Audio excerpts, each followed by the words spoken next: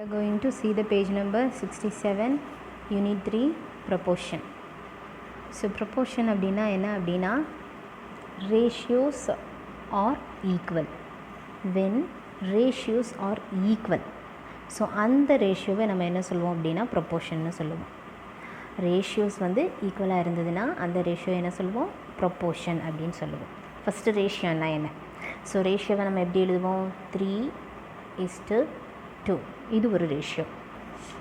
Okay, next அதே மாதிரி 3:2, இது ஒரு ரேஷியோ அப்படின்னு எடுத்துப்போமே. ஓகே, இப்போ பார்த்தீங்கன்னா இந்த ரெண்டு ரேஷியோ ஈக்குவல், கரெக்டு தானே? ஸோ இந்த 3:2வை எப்படி எழுதலாம், 3/2. இது எப்படி எழுதலாம், 3/2ன்னு எழுதலாம். ஸோ இதுவும் 3/2, இதுவும் 3/2. ஸோ அப்போ ரெண்டுமே என்னது, ஈக்குவலாக இருக்குது நமக்கு ஃப்ராக்ஷனாக பார்க்கும்போது, அப்படி தானே? ரேஷியோவை ஃப்ராக்ஷனாக நம்ம எழுதலாம். ஸோ அப்படி எழுதும்போது ரெண்டும் ஈக்குவலாக இருக்குது. ஓகே, ரேஷியோவாக இருக்கும்போதும் ஈக்குவலாக தான் இருக்குது. ஸோ இப்போது ரேஷியோஸ் இந்த மாதிரி ஈக்குவலாக இருந்துச்சுன்னா அது பேர் ப்ரொப்போர்ஷன் அப்படின்னு சொல்லுவோம். ஓகே, இந்த ரெண்டு ரேஷியோவும் ஒன்றுக்கு ஒன்று ப்ரொப்போர்ஷன். ஓகே, ஸோ அப்படி சொல்லும்போது இந்த ப்ரொப்போர்ஷனை எப்படி நம்ம எப்படி நம்ம டிஃபைன் பண்ணுவோன்னா இந்த மாதிரி டிஃபைன் பண்ணுவோம். ஓகேவா? ஸோ ரேஷியோ 2 டைம்ஸ் வச்சா அது பேர் ப்ரொப்போர்ஷன், அவ்வளோதான். ஓகே, ஸோ இப்போது A:B அப்படிங்கிறது ஒரு ரேஷியோ, C:Dங்கிறது ஒரு ரேஷியோ. ஸோ இது ரெண்டுமே ஒன்றுக்கு ஒன்று என்னவாக இருக்கும், ஈக்குவலாக இருக்கும். ஸோ அப்போது இந்த A:B is equal to the C:D. So இதுதான் என்ன சொல்கிறோம் அப்படின்னா ப்ரொப்போர்ஷன்னு சொல்கிறோம். Okay, next see the situation 1. Okay, situation 1ல் என்ன கொடுத்துருக்காங்க பாருங்கள்.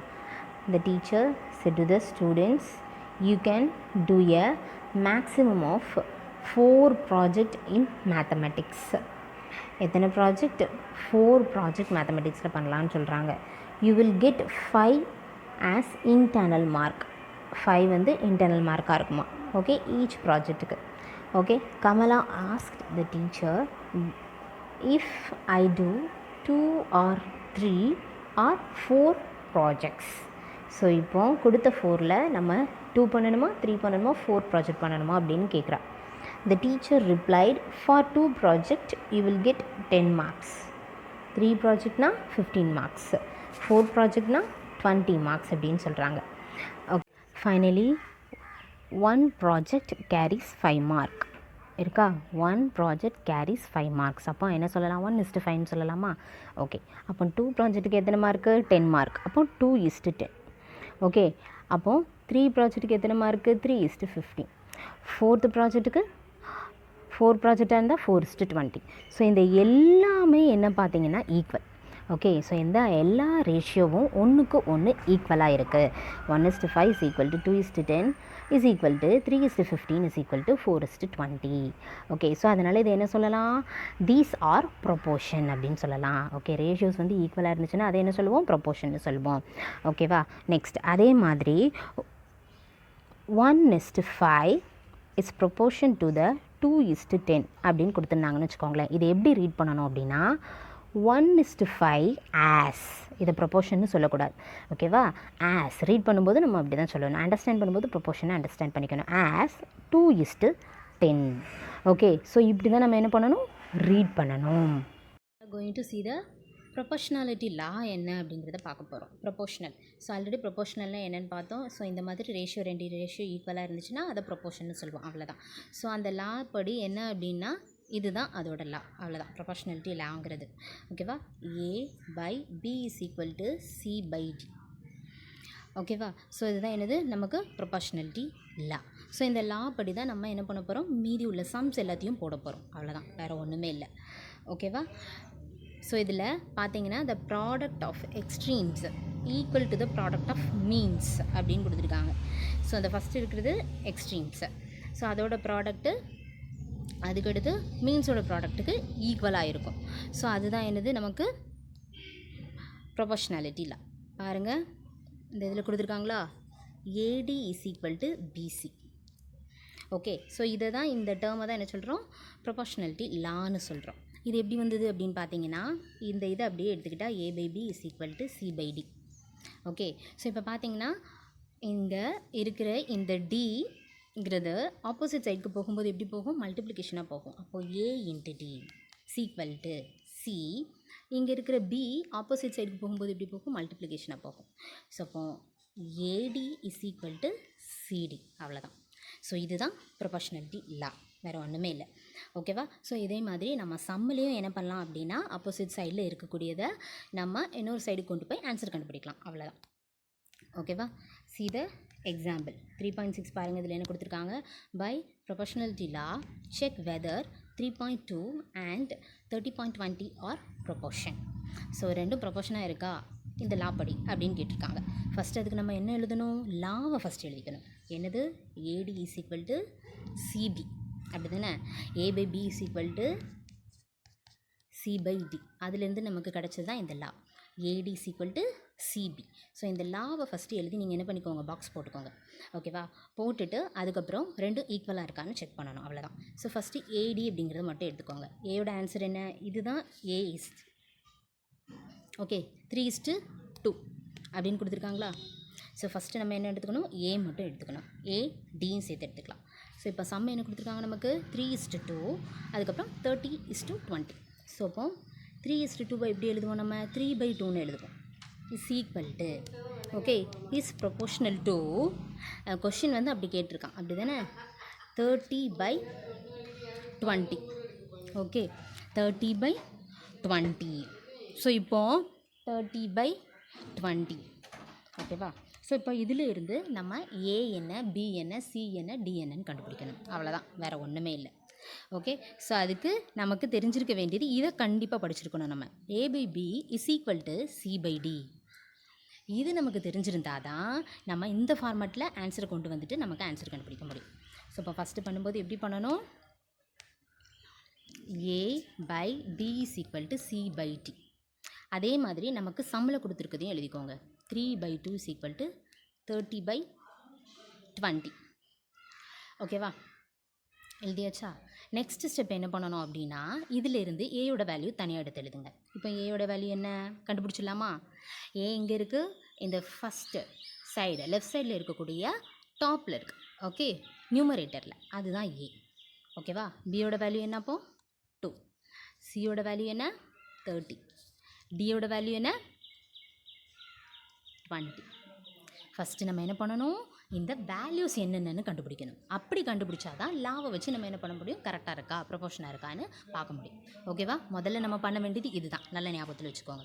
ஓகே. ஸோ எல்லாத்தையும் முதல்ல இந்த மாதிரி எடுத்து எழுதி வச்சுக்கோங்க ஃபஸ்ட்டு. ஓகே, இதுதான் ஃபஸ்ட்டு ஸ்டெப்பு. செகண்ட் ஸ்டெப் என்ன பண்ணுறீங்க அப்படின்னா, என்ன பண்ணணும், நமக்கு தெரியும் ஏடி இஸ் ஈக்குவல் டு சிபிஆ அப்படின்னு பார்க்கணும், அவ்வளோதான், வேறு ஒன்றுமே இல்லை. ஸோ அப்போ அதுலேருந்து நம்ம கண்டுபிடிக்க வேண்டியது ஏடி. ஸோ ஏயோட வேல்யூ போடுங்க 3 இன்ட்டு டியோட வேல்யூ என்ன 20. ஸோ எந்த ஒரு லெட்ரு இந்த மாதிரி சேர்ந்துருந்துன்னா என்ன அர்த்தம், அதுக்கு இடையில மல்டிப்ளிகேஷன் சிம்பிள் இருக்குது, ஆல்ரெடி நம்ம படிச்சிருக்கோம், அப்படி தானே. ஓகே. ஸோ அப்போ 3 × 20 எவ்வளவு 60. அதுக்கடுத்து பிசி, பியோட வேல்யூ 2, சியோட வேல்யூ 30, அதோட வேல்யூ 60. ஸோ ரெண்டும் ஈக்குவல், அப்படி தானே. ஸோ அப்போ ப்ரொபோர்ஷனாலிட்டி லா படி AD is equal to BC. Okay. Hence 3.2, 3:2 and 30:20 are in proportion அப்படின்னு எழுதணும், அவ்வளோதான். ஓகே. Next see the example 3.7. Picture கொடுத்துருக்காங்க, is resized in computer. So computer மூலமாக ரீசைஸ் பண்ணி நமக்கு ஒரு டாகோட அந்த ஹெட்டை மட்டும் கொடுத்துருக்காங்க. ஓகேவா? அதோட லென்த் அண்ட் வித்து கொடுத்துருக்காங்க, 5, 2, இங்கே 3, 4ன்னு கொடுத்துருக்காங்க.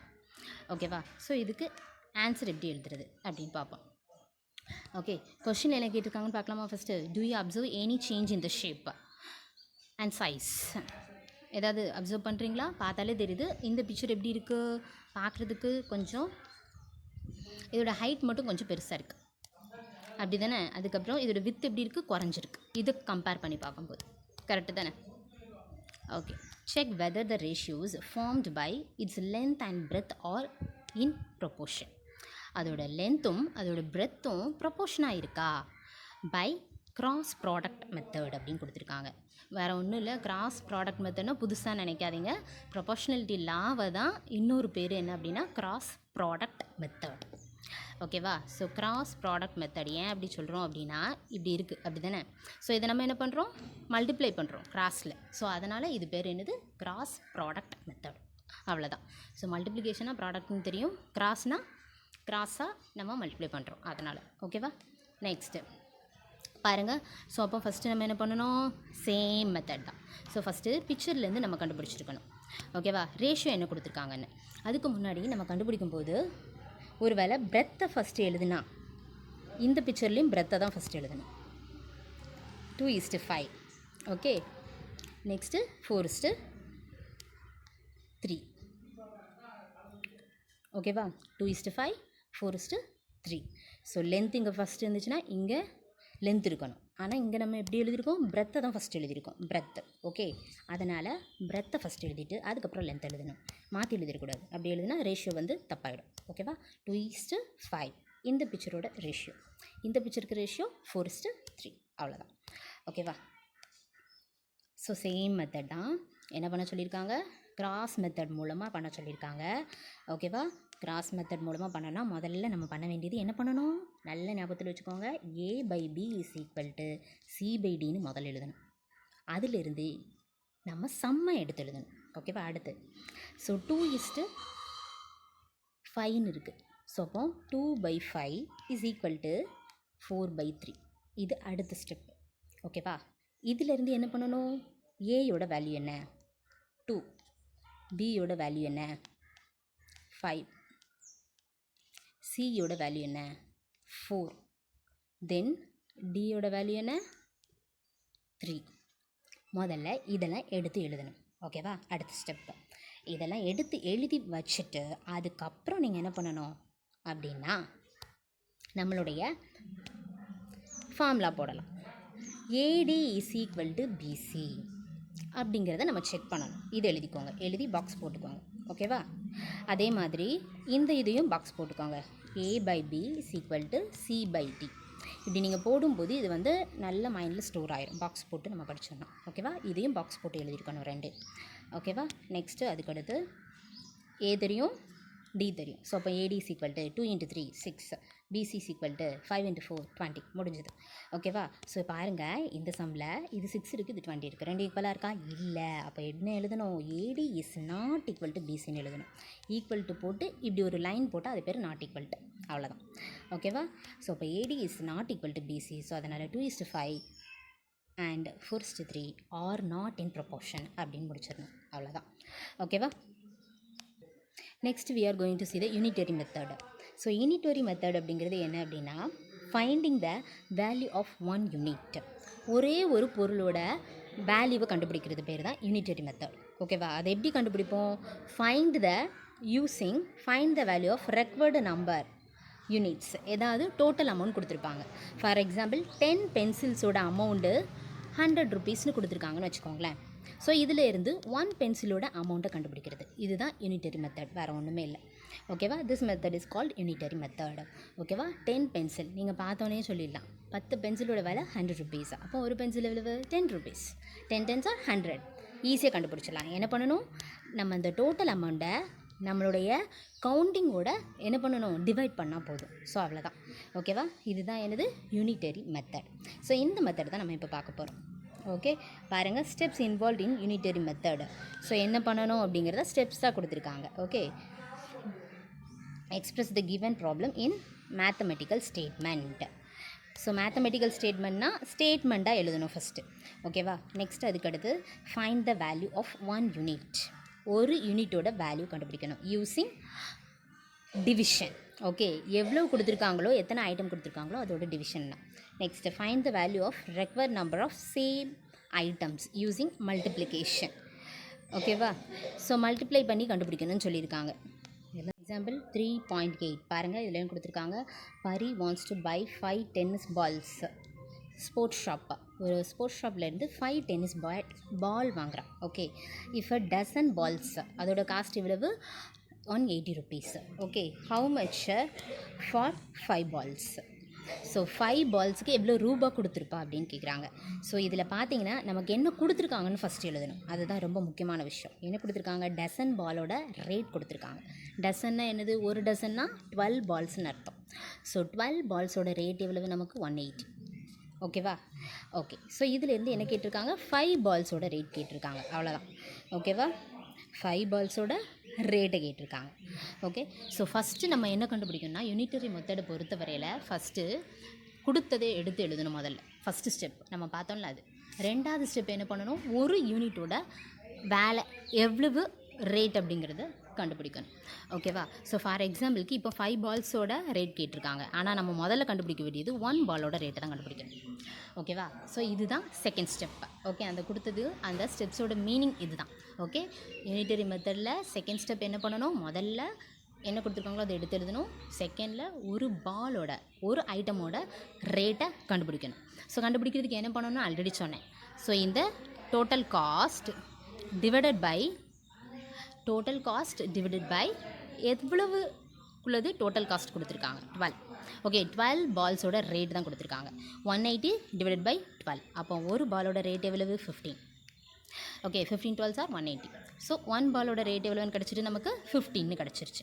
ஓகே, ஆனால் கொஷினில் என்ன கேட்டிருக்காங்க? 5 பால்ஸோட ரேட் கேட்டிருக்காங்க. அப்போ என்ன பண்ணணும்? 5 பால்ஸோட ரேட் கண்டுபிடிக்கணும். ஒரு பால் 15 rupees. அப்படின்னா 5 பால்ஸ் என்ன பண்ணணும்? மல்டிப்ளை பண்ணால் முடிஞ்சிருச்சு. ஓகே, தேர்ட் ஸ்டெப் யூனிட்டரி மெத்தடில் தேர்ட் ஸ்டெப் என்னது? ஒரு யூனிட் கண்டுபிடிச்சிட்டு எத்தனை யூனிட் கேட்டிருக்காங்களோ அந்த யூனிட் கண்டுபிடிக்கிறதுக்கு மல்டிப்ளை பண்ணணும். ஒரு யூனிட் கண்டுபிடிக்கிறதுக்கு டிவிஷன் பண்ணணும். அதே என்ன நிறைய அதை விட ஜாஸ்தியாக கேட்டிருந்தாங்கன்னா என்ன பண்ணணும்? மல்டிப்ளை பண்ணணும். ஓகேவா? இப்போ ஒரு யூனிட்டோட வேலை எவ்வளவு? 15 × 5. ஆன்சர் என்னது? 75. அவ்வளோதான். ஓகேவா? ஸோ இதை பார்த்தீங்கன்னா நீங்கள் ஸ்டேட்மெண்ட்டாக எழுதணும். Okay, cost of dozen balls. Okay, 180 rupees. அதாவது cost of 12 balls. Cost of 1 ball எவ்வளவு? 180 divided by 12. ஸோ அதோட ருபீஸ் வந்து 15. அதாவது ஒரு பாலோட rate. Next cost of 5 balls. 5 × 15 75 rupees. So finally Pari has to pay 75 rupees for 5 balls. Okay, next see the 3.9 example பாருங்கள். என்ன கொடுத்துருக்காங்க? A heater uses 3 units of electricity in 40 minutes. How many units does it consume in 2 hours? 3 unit electricity 40 நிமிஷம். Okay, 40 மினிட்ஸுக்கு 3 unit electricity use பண்ணலாம். ஓகேவா?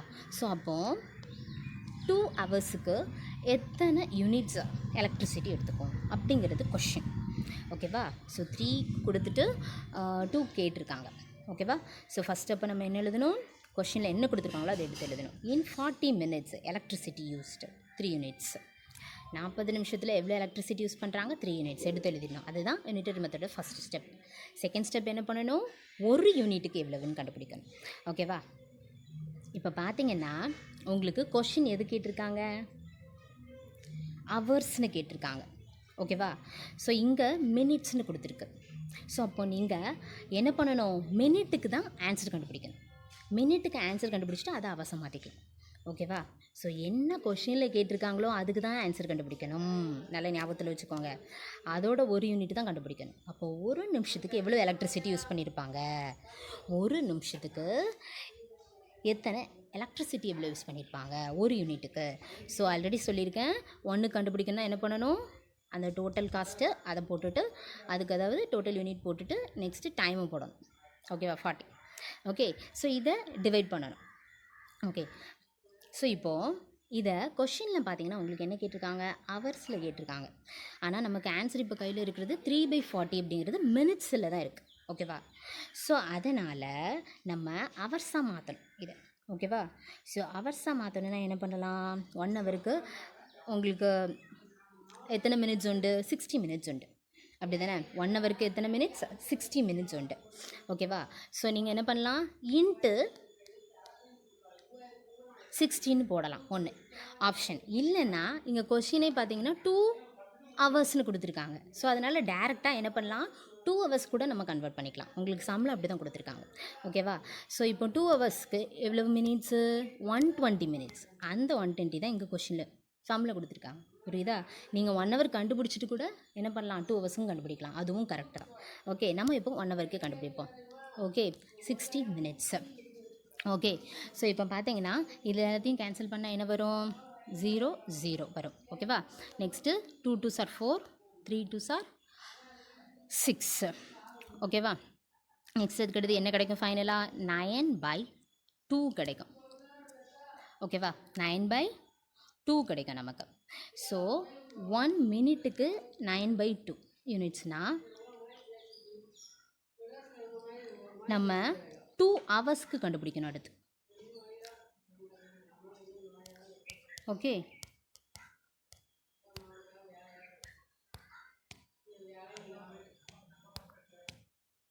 Example 3.8 பாருங்கள். இதில் கொடுத்துருக்காங்க, Pari wants to buy 5 tennis balls.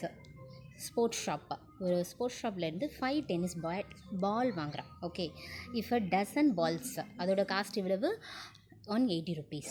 Okay, how much for 5 balls? So 5 பால்ஸுக்கு எவ்வளோ ரூபா கொடுத்துருப்பா அப்படின்னு கேட்குறாங்க. ஸோ இதில் பார்த்தீங்கன்னா நமக்கு என்ன கொடுத்துருக்காங்கன்னு ஃபஸ்ட்டு எழுதணும். அதுதான் ரொம்ப முக்கியமான விஷயம். என்ன கொடுத்துருக்காங்க? டசன் பாலோட ரேட் கொடுத்துருக்காங்க.